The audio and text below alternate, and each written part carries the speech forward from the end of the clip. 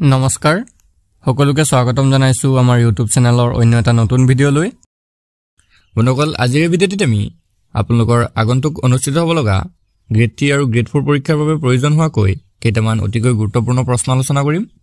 এই প্ৰশ্নসমূহ কেৱল grade 3 grade 4 পৰীক্ষাৰ বাবে নহয় আপোনালোকৰ এছএছসি বা আসাম পুলিচৰ যিকোনো ধৰণৰ পৰীক্ষাৰ বাবে অতিকৈ সহায়ক হ'ব পাৰে হেহে ভিডিঅ'টো শেষলৈকে ভালদৰে চাই থাকক বন্ধুসকল ইয়াতে আপোনালোকক এটা ইম্পৰ্টেন্ট কথা জনাই থওঁ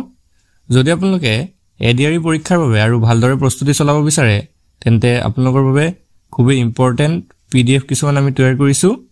এই পিডিএফ সমূহত এক্সামৰ বাবে প্ৰয়োজনীয় সকলোবোৰ সাবজেক্ট পাই যাব মেথছ আৰু ৰিজনিং সলভ কৰা পাব প্ৰিভিয়াস ইয়াৰ সলভ পেপাৰ পাব আপুনি দোকানৰ পৰা যদি এখন কিতাপ কিনিবলৈ যায় তেনেহলে 400 টকাৰ পৰা 500 টকা লৈ ল'ব আৰু সকলোৱে এই 400-500 টকাত গৈ কিতাপবোৰ কিনি আনি পঢ়িব নোৱাৰে আৰু হেহে আমি তেওঁলোকৰ বাবে খুব কম মূল্যত কেৱল 79 টকাত সকলোবোৰ সাবজেক্ট থকা পিডিএফ সমূহ আমি প্ৰস্তুত কৰিছো এই পিডিএফ সমূহত আপোনালোকে আসামিজ আৰু ইংলিশ এই দুইটা মাধ্যমতে সকলোবোৰ বস্তু পাই যাব তো যদি কাৰোবাৰ প্ৰয়োজন হয় তেনেহলে আপোনালোকৰ স্ক্ৰিনত থকা নম্বৰটোত আমাক WhatsApp কৰি এই পিডিএফ সমূহ লৈ ল'ব পাৰিব আজি ভিডিঅ'ৰ প্ৰথম কোৱেশ্চনটো হৈছে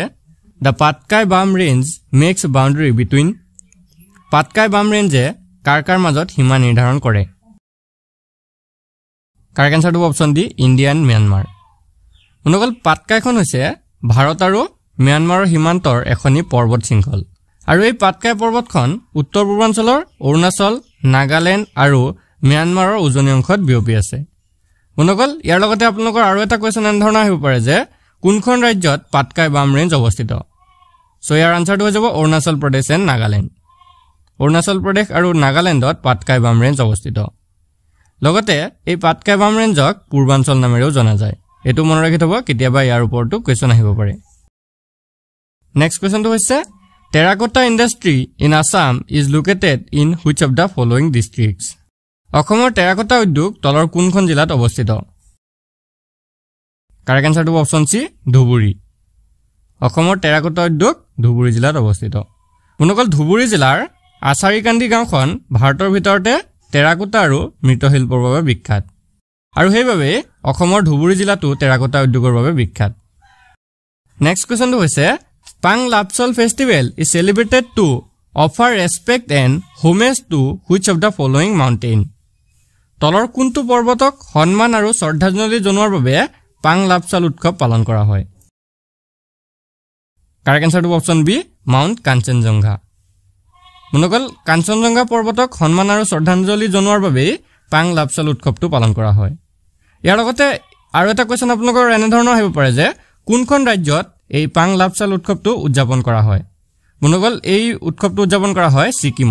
সিকিমৰ মাউণ্ট কাঞ্চনজংঘা অৰ্থাৎ কাঞ্চনজংঘা পৰ্বতক সন্মান আৰু শ্ৰদ্ধাঞ্জলি জনোৱাৰ চৰ্তে এই পাং লাপচল উৎসৱটো পালন কৰা হয় তিব্বতী পঞ্জিকাৰ মতে সপ্তম মাহৰ 15 তাৰিখে অৰ্থাৎ আগষ্ট মাহৰ শেষৰ ফালে বা সেপ্টেম্বৰ মাহৰ আৰম্ভণিতে এই উৎসৱটো পালন কৰা হয় নেক্সট প্ৰশ্নটো হৈছে সাতচুক মাইনিজম festival is celebrated in which of the following north eastern state of India ভাৰতৰ তলৰ কোনখন ৰাজ্যত সাতচুক মাইনজিম উৎসৱ পালন কৰা হয় মনকল কাৰেক্ট আনসাৰটো অপচন এ মেঘালয় মনকল জয়ন্তীয়া লোকসকলে প্ৰতি বছৰে এপ্ৰিল অথবা মে মাহত এই উৎসৱটো উদযাপন কৰে আমাৰ অসমত যেনেকৈ খেতি পথাৰৰ সিজন হোৱাৰ আগতে বিহু উদযাপন কৰে ঠিক তেনেকৈ মেঘালয়ৰ জয়ন্তীয়া লোকসকলেও খেতি পথাৰৰ আৰম্ভণিৰ আগতে সাতচুক মাইনিজম উৎসৱটো পালন কৰে নেক্সট প্ৰশ্নটো হৈছে Yaoshang festival is celebrated for 5 days during the period of Holi in which of the following Indian state হোলিৰ সময়ছোৱাত তলৰ কোনখন ৰাজ্যত য়াওছাং উৎসৱ পালন কৰা হয় কাৰেক্ট আনসাৰটো অপচন এ মণিপুৰ অনুকল ফেব্ৰুৱাৰী মাৰ্চ মাহৰ পূৰ্ণিমাৰ দিনৰ পৰা আৰম্ভ কৰি বসন্ত কালত মণিপুৰত 5 দিন ধৰি এই য়াওছাং উৎসৱটো উদযাপন কৰা হয় য়াওছাং হৈছে মেইটে জনগোষ্ঠীৰ থলুৱা পৰম্পৰা ইয়াক মণিপুৰৰ আটাইতকৈ গুৰুত্বপূৰ্ণ উৎসৱ বুলি গণ্য কৰা হয় নেক্সট কোৱেশ্চনটো হৈছে Lai Haraoba festival is celebrated which of the following community of north eastern India উত্তৰ পূব ভাৰতৰ তলৰ কোনটো সম্প্ৰদায়ে লাই হাৰাওবা উৎসৱ উদযাপন কৰে কাৰেক্ট আনসাৰটো অপচন বি মেইটেই পিপল বন্ধুসকল লাই হাৰাওবা উৎসৱটো মেইটেই জনগোষ্ঠীৰ লোকসকলে পালন কৰে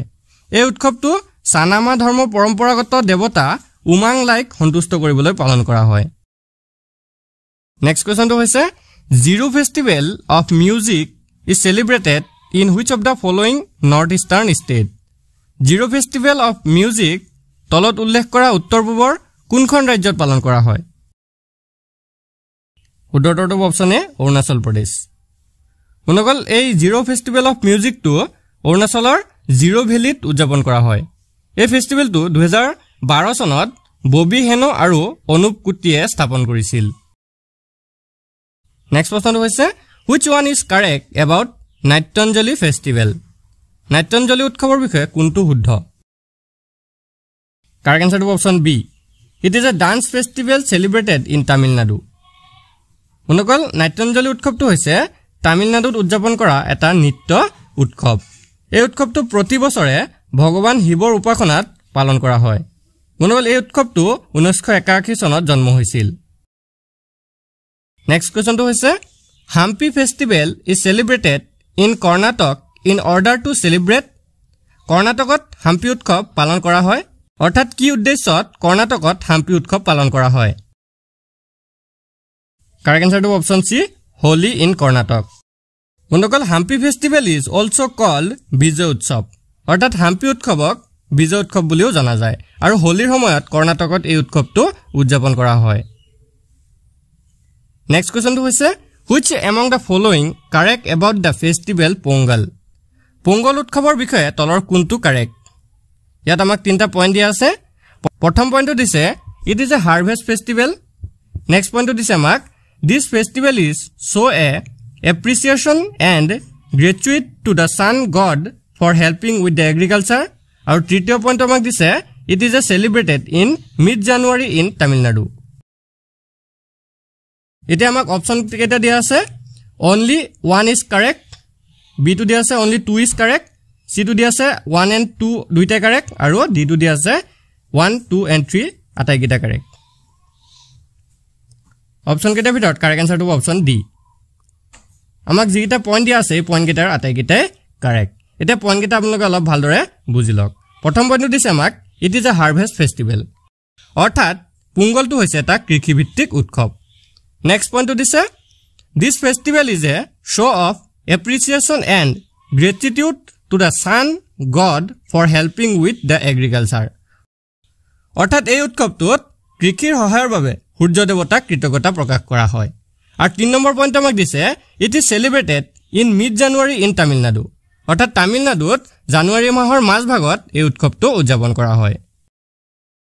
নেক্সট কুৱেশ্যনটো হৈছে the 3 faiths of Hinduism, Buddhism and Jainism were carved in Hindu ধৰ্ম বৌদ্ধ ধৰ্ম আৰু জৈন ধৰ্মৰ তিনিটা ধৰ্ম ক'ত খোদিত হৈছিল কাৰেক্ট আনসাৰটো অপচন ডি ইলোৰা কেভ বন্ধুসকল 350 খ্ৰীষ্টাব্দৰ পৰা 700 খ্ৰীষ্টাব্দৰ ভিতৰত ইলোৰা কেভছত হিন্দু ধৰ্ম বৌদ্ধ ধৰ্ম আৰু জৈন ধৰ্মৰ এই তিনিটা ধৰ্ম খোদিত হৈছিল নেক্সট কোৱেশ্চনটো হৈছে musical instrument sitar is combination of বাদ্যযন্ত্ৰ সিতাৰ কিহৰ কিহৰ সংমিশ্ৰণ কাৰেক্ট আনসাৰটো option B veena and piano বন্ধুসকল বাদ্যযন্ত্ৰ সিতাৰ অৰ্থাৎ সিতাৰ বাদ্যযন্ত্ৰটো বীণা আৰু পিয়ানোৰ সংমিশ্ৰণ এই বাদ্যযন্ত্ৰ অৰ্থাৎ সিতাৰ বাদ্যযন্ত্ৰটো আবেগিক সুৰ দিবলৈ ব্যৱহাৰ কৰা হয় আপোনালোকে বিভিন্ন ধৰণৰ মুভিসমূহত চাইছে চাগে যেনেধৰণে সাউথ মুভিসমূহত এই সিতাৰটো ব্যৱহাৰ কৰা হয় ইমোশনেল সংগছ গাবৰ কাৰণে বা ইমোশনেল মিউজিক দিবৰ কাৰণে এই সিতাৰটো ব্যৱহাৰ কৰা হয় নেক্সট কোৱেশ্চনটো হৈছে Pandit Ravi Shankar belongs to which musical instrument Pandit Ravi Shankar কোন বাদ্যযন্ত্ৰৰ অন্তৰ্গত কাৰেক্ট আনসাৰটো অপচন বি সিতাৰ বন্ধুসকল পণ্ডিত ৰবি শংকৰ সিতাৰ বাদ্যযন্ত্ৰটোৰ সৈতে অন্তৰ্গত অৰ্থাৎ পণ্ডিত ৰবি শংকৰে সিতাৰ বাদ্যযন্ত্ৰটো খুব ভালকৈ বজাব পাৰিছিল আৰু এই সিতাৰ বাদ্যযন্ত্ৰৰ বাবে পণ্ডিত ৰবি শংকৰ বিখ্যাত আছিল নেক্সট কোৱেশ্চনটো হৈছে marks dance is associated with which of the following dance style marks নৃত্য তলৰ কোনটো নৃত্য শৈলীৰ লগত জড়িত কাৰেক্ট আনসাৰটো হৈছে অপচন সি কথকলি বন্ধুসকল মাৰ্কছ নৃত্যটো হৈছে